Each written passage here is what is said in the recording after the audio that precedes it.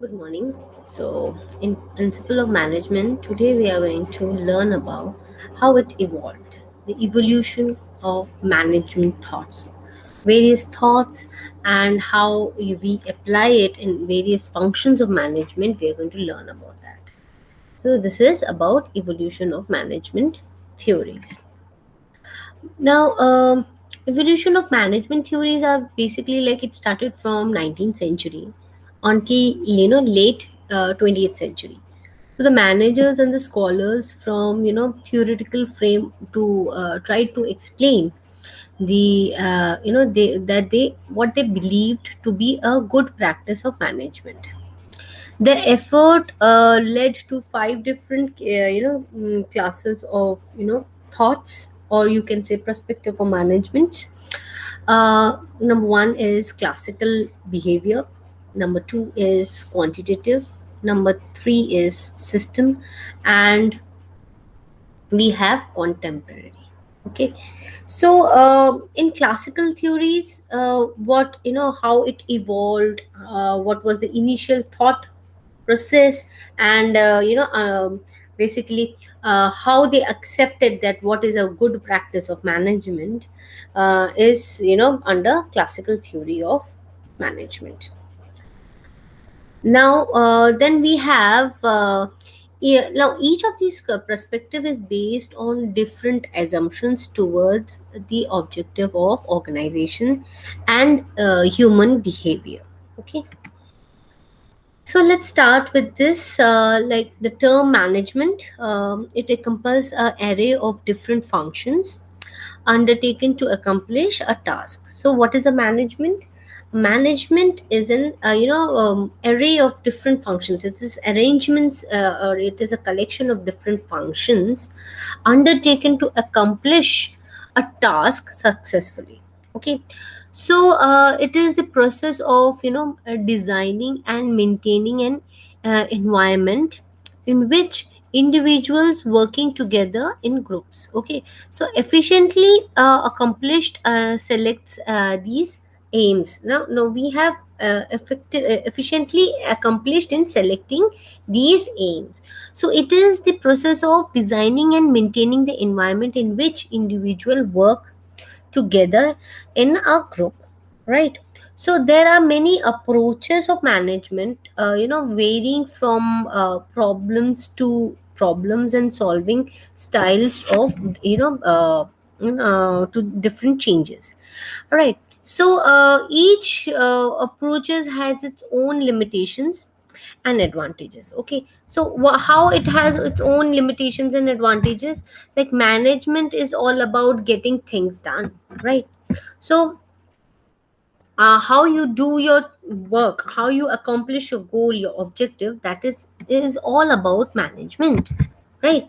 So in principles of management, we have learned about various functions, how they are applicable at various activities, and accomplishing a proper objective or goal, attaining a goal, right?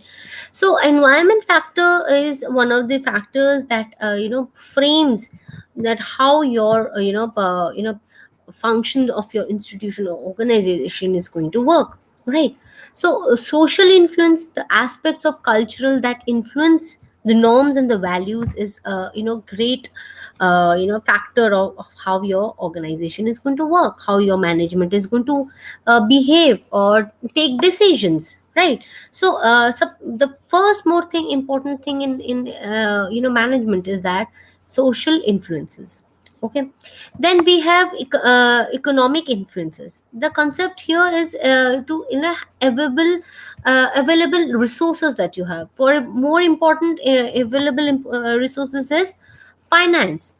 Without money, without financial assistance, or backup, your managerial functions will not be able to function properly. So economic influence is very important. So the concept is available, is on availability, production, and distribution of resources within a society, or within a structure. Political influence is like impact of political institutions in individuals and organizations. All right.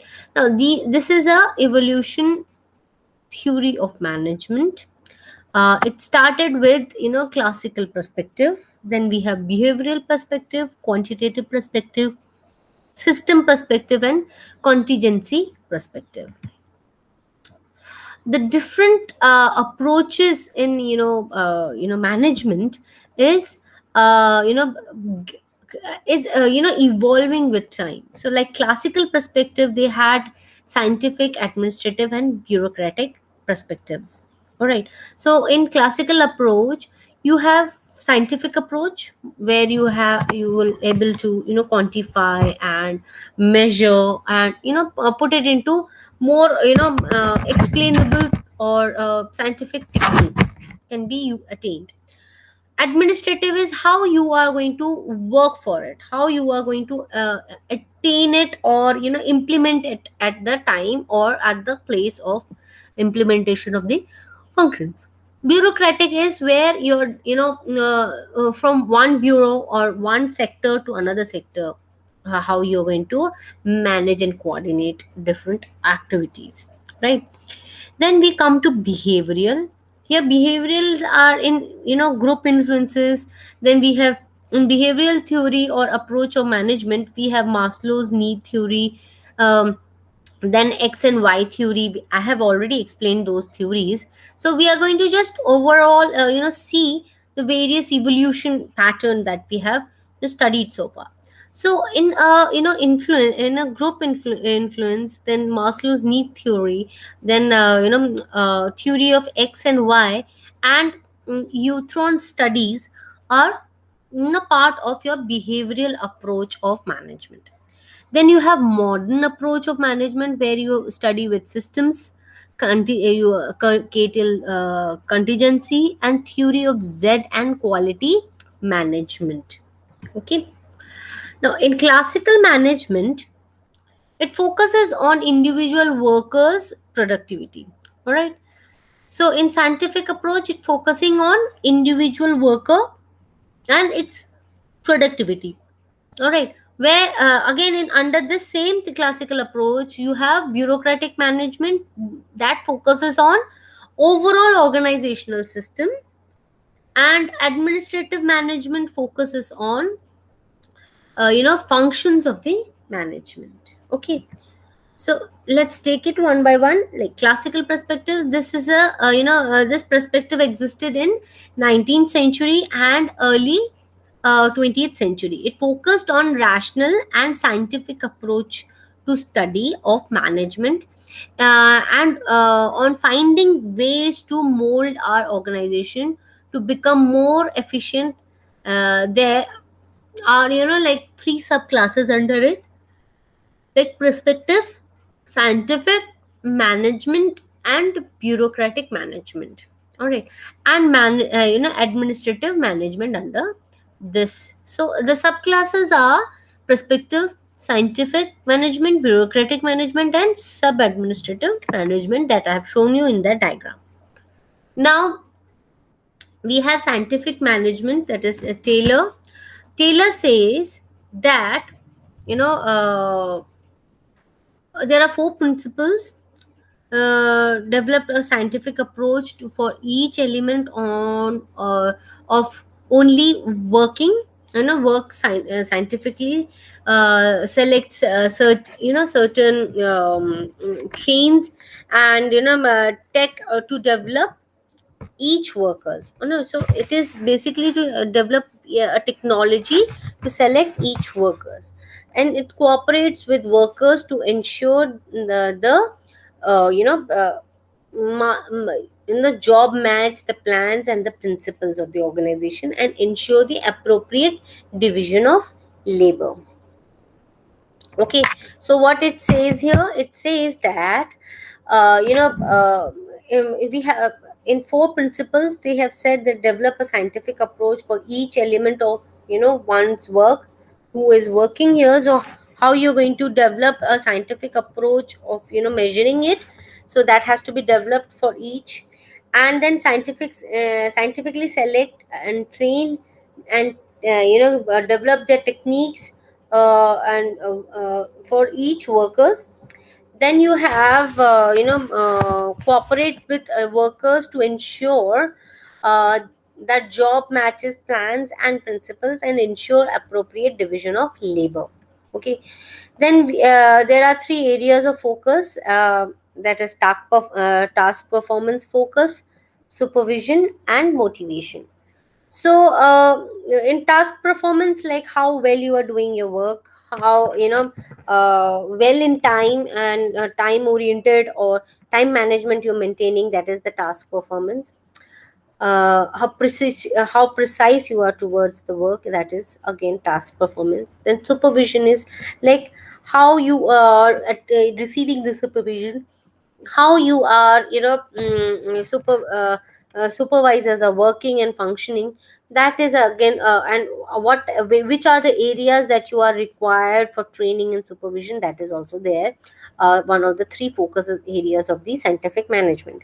Then you have motivation, that is how you will motivate your employees or your people whom you are working with or subordinates, how you will motivate to complete the job with a proper efficiency and a good performance. All right.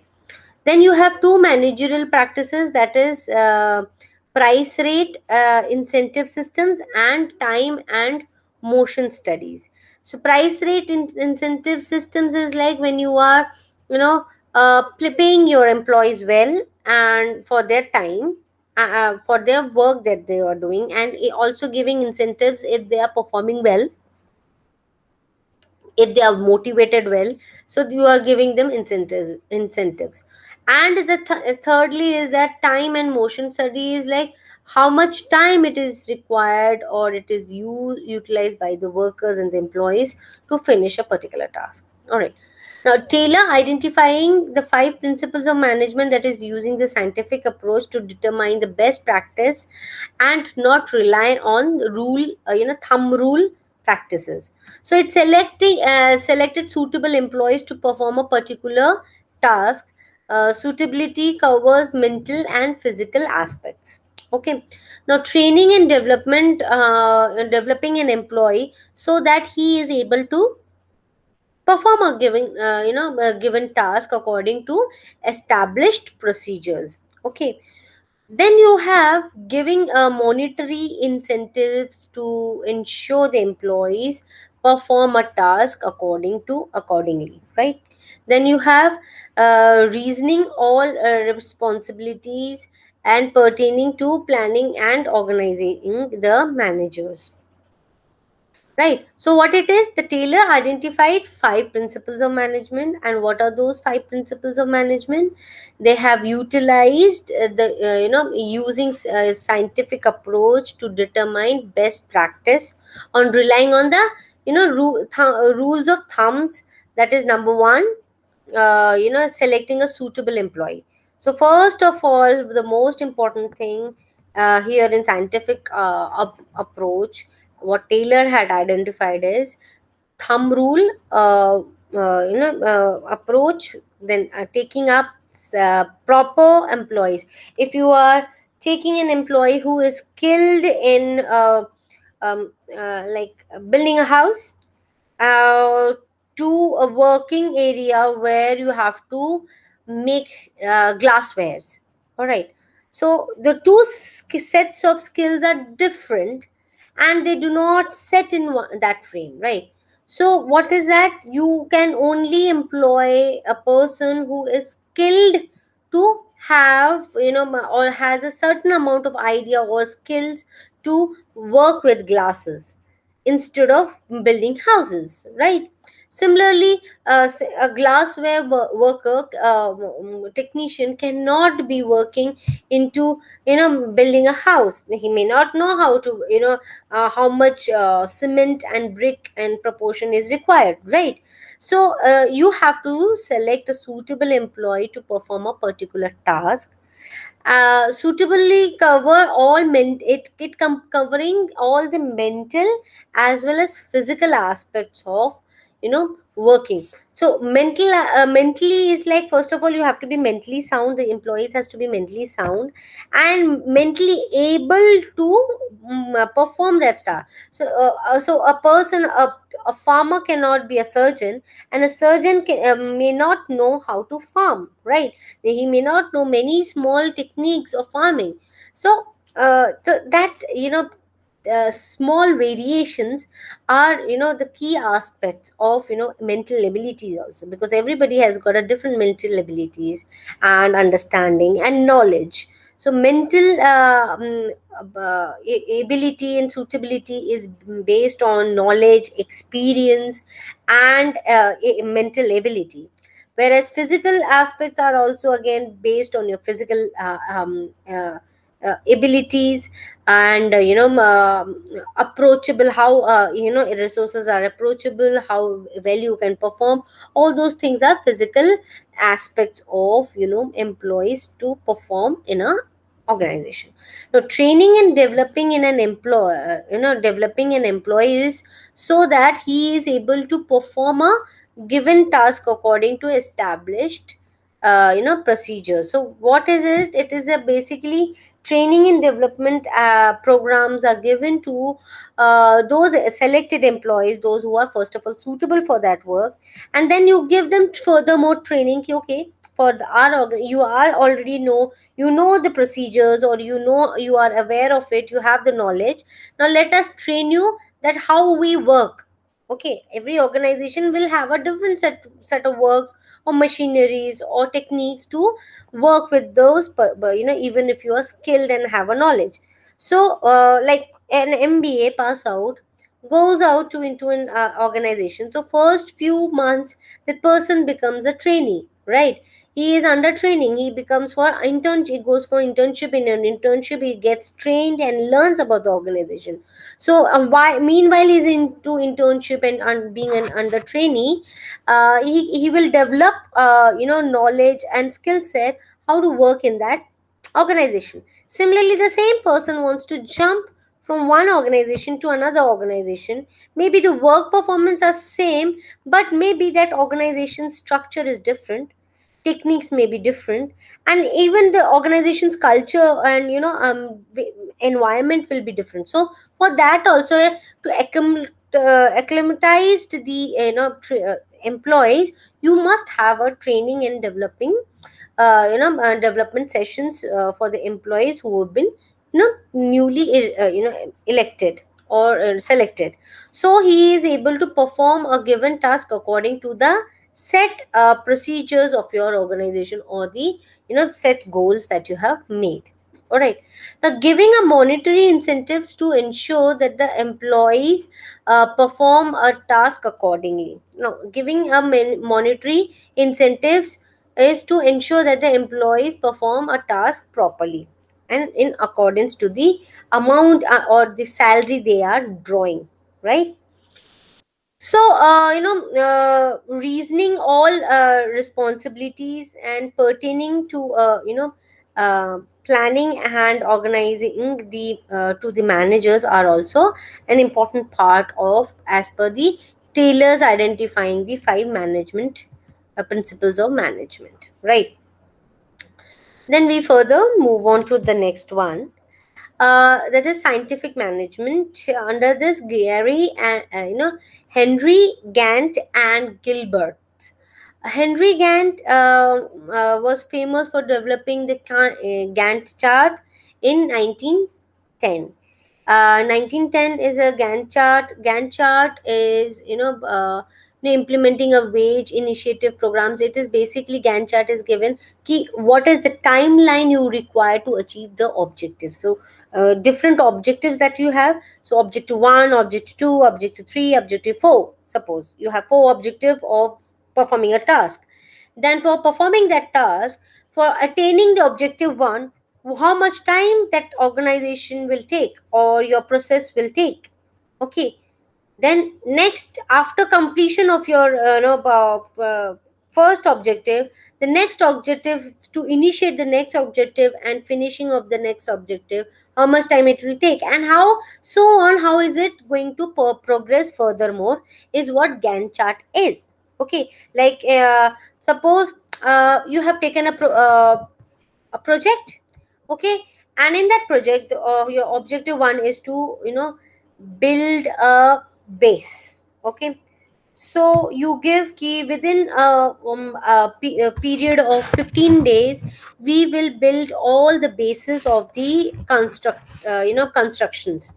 So you have within 15 days you have built your base of the constructed area.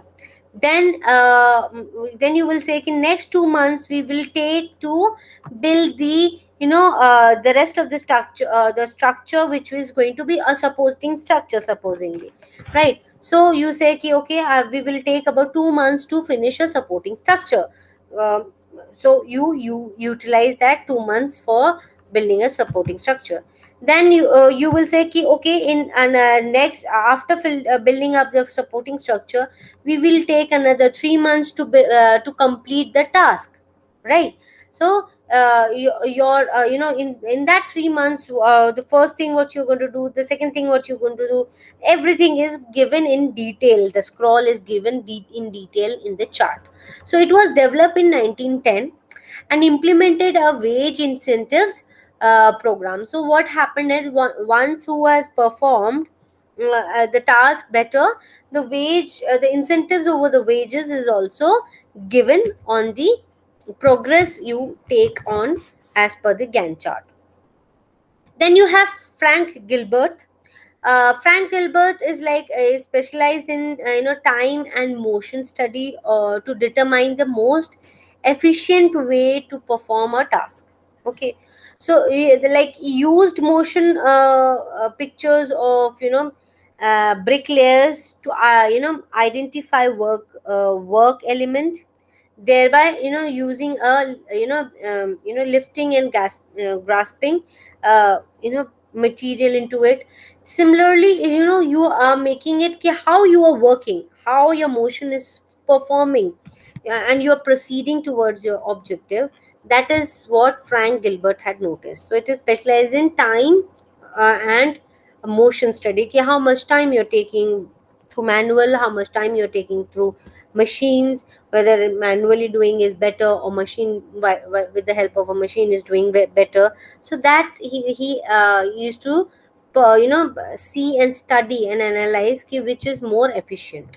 Okay, then you have Lillian Gilbert, a strong potent to the better working of conditions as a means of improving efficiency and productivity. Okay, bureaucratic management here focuses on overall organizational system needs for organizations to function on a rational basis. Then you have bureaucratic management basis upon uh, that is firms rule, policies and procedures, fixed a hierarchy and a clear division of labor. Okay, now we have bureaucratic management explained by Weber. So, Max Weber, a German sociologist and a historian, who envisioned a system of management. Bureaucracy is a highly structured, formalized, and impersonalized organization. So, what Marx Weber said that first of all he was a German socialist and an historian who visioned that the system of management is basically based on bureaucracy, which is highly structured and is formal way of implementing to the organization's performance. Right. He had given 5 principles, that is division of labor, hierarchy of authority, rules and procedures, impersonality, impersonality you have becomes, and employee selection and promotion in the organization. So the hierarchy, clear division, and labor as well as rule and procedure.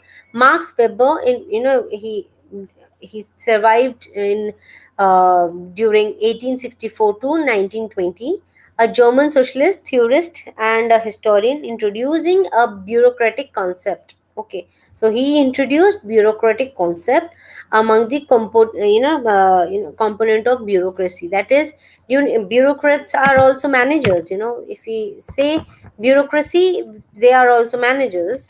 So authority and clearly defining responsibilities, position in organization that are structured according to hierarchy, position based on qualification, records of all administrative actions, and decision to ensure continuity of organization's rule, separation of ownership and management, guidelines implemented to all employees without bias, bureaucrat without a bias need over vision or over it.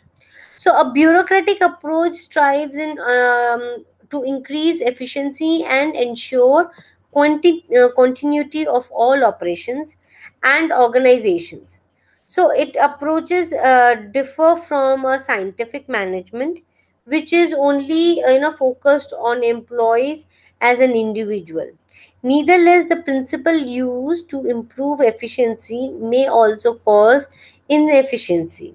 So rigid guidelines creates red tape and slow down the decision making process, resulting in inability to change swiftly to adopt the needs of the environment, and at the time it creates conflict to perform performing a task professionally. Okay, so it creates a conflict to perform a task in a professional manner. So, Max Weber said that authorities and clearly defines responsibilities. These responsibilities are, uh, you know, uh, um, uh, basically, positioned in an organization that are structured and according to their hierarchy. Promotion based on qualification is there, and then you have records of all administrative action and decision to ensure the continuity of the organization's structure and rules. Okay, so separation of ownership and management can also be implemented and be guided throughout the employees without the biased nature. So a bureaucratic approach could be very efficient in implementing certain laws and rules, but with the more you have rigidity, because bureaucracy brings a lot of rigidity into the system. The more rigid the system becomes, the more red tapeism comes along, making a decision making process a very lengthy and in what do you call inappropriate at the time of emergency decisions. Okay, now then you have administrative management. It focuses on principles that could be used by managers to coordinate the initial activities of the organizations. So five management functions that are, we have studied again and again, that is planning, organizing, commanding or decision making, then you have coordination, and you have controlling. Okay, so administrative management approach focuses on organization as a whole. So among the contributors to the approach, Henry Floyd and Mary Frollet and Chester Barnard. Henry Floyd was from 1841 to 1925. He was a Frenchman, is a considered a pioneer of administrative theory. He was the pioneer of administrative theory, as he introduced the organizational principle and administrative functions. So his most relevant contribution was preventing the definition and rules of an administrator. So what is it? It is basically to present um, definition and rules of a administrator, how administrator should present oneself, and how he should work, what are the rules that person should be followed. Floyd defined administration and management as planning, organizing, directing, coordinating, and controlling. So he identified 14 management principles. So what did he identify? He identified 14 administrative principles, like division of labor. This is a concept of separation for work based on the assumption that no one can do all the work. Each job requires different skill set, and reputation of work will increase the efficiency. So what did division of labor says that it is specialization of the work based on the assumption that no one can do you cannot do everything, all the works together. So you need a job requires different skill sets. So every job requires, or every department, or even if you are in same organization, every worker has a different skill set. And so repetition of a work will increase the efficiency. So the more you are repetitive in actions, the more efficient you become.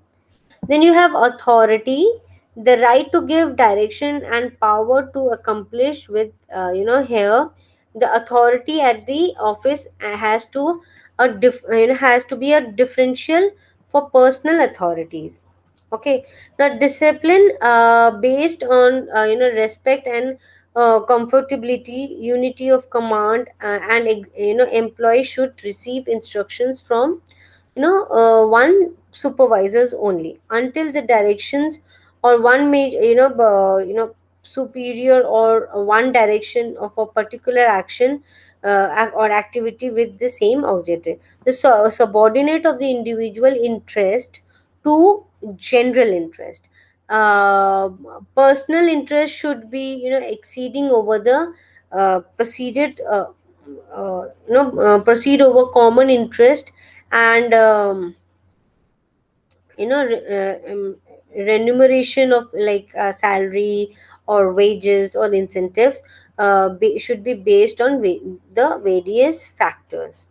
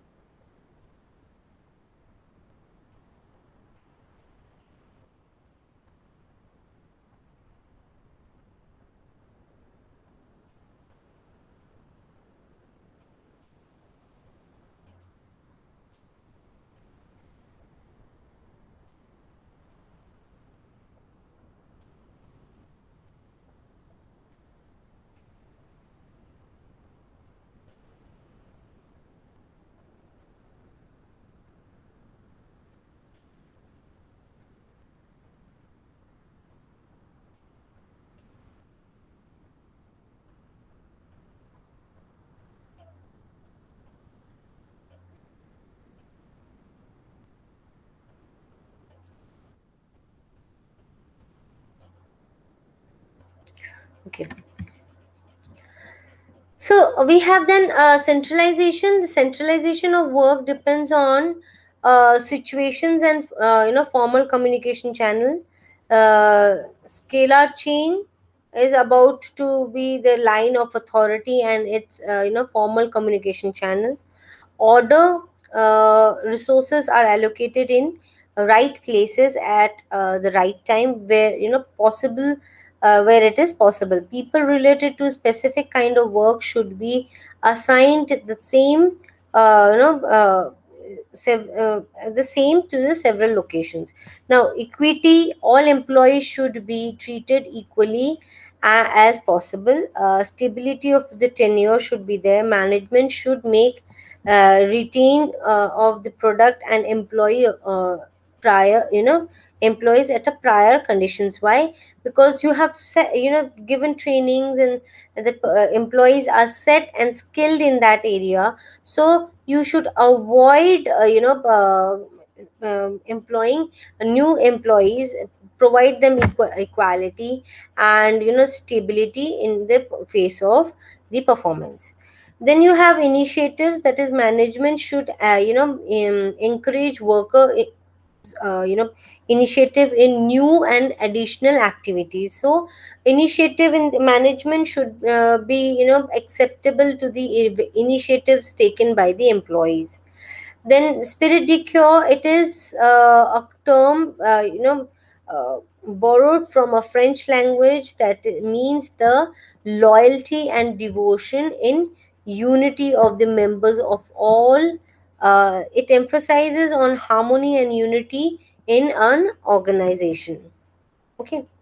Now, Freud's principle, again, we have said here there are 14, that is, division of work, authority and responsibility, discipline, unity of command, unity of directions. Then you have subordinates of individuals' interest to the common goal, and remuneration of a personal should be there. Then centralization, then scalar chain, order, equity, stability, and initiatives, and spirit du corps should also be inculcated into while you are teaching or learning about principles of management as per the Freud. Now, behavior approach says the behavioral school of management emphasizes that the classical theory ignored, uh, classical theory ignored, that is, they acknowledge the importance of human behavior in shaping the management style. So it is basically on the depending on the human behavior. It acknowledges the importance of human behavior and how different it is, and based on those different personality and human behavior, the decision is made. Okay. So personality, Mary Parker Follett, Douglas McGill, Chester Bernard, I Bernard, and Ian Mayo, they are all part of personality behavior approach.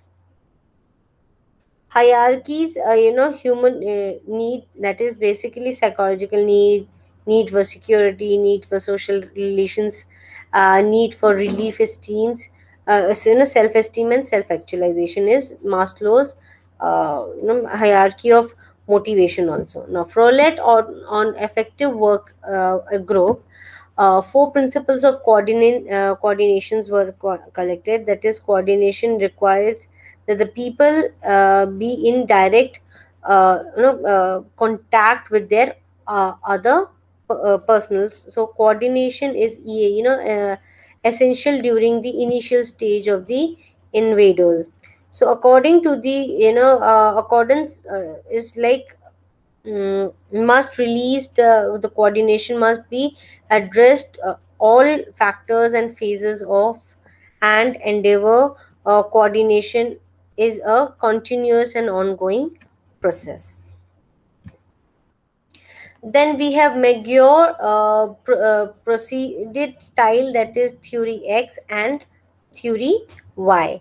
In X theory, most people dislike work and they avoid it when they can. So this threatened there is a conceal and threatened with the punishment before it they work. So avoid responsibility and they have little ambition to complete the task and go further on. Whereas in theory Y, work is a natural activity like playing or resting. Similarly, the capable of self direction and self control is also in one's capacity. So committed to organization was also there. So Elton Mayo, his view said that the aim to understand how psychological and socio psychological interactions with the worker situation to influence the performance. Worker separates the transformation from scientific management, to the the early human relations movement. So emphasizes on workers themselves, and need to belong to a particular group. Um, Hertron experimented in 1924 in in 1932, workers performed a direct you know react differentially when the researchers observe them.